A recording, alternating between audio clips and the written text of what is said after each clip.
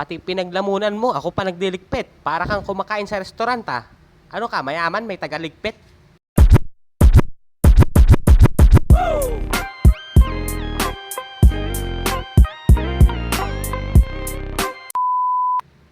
May ano ba tayo dyan?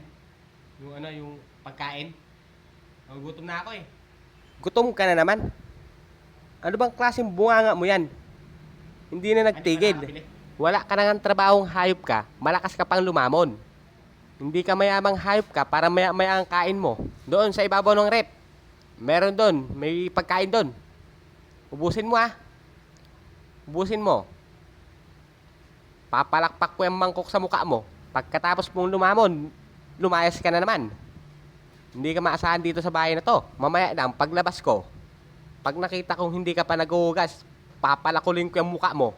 Pag sumahod ka, binibigay mo 30 pesos lang.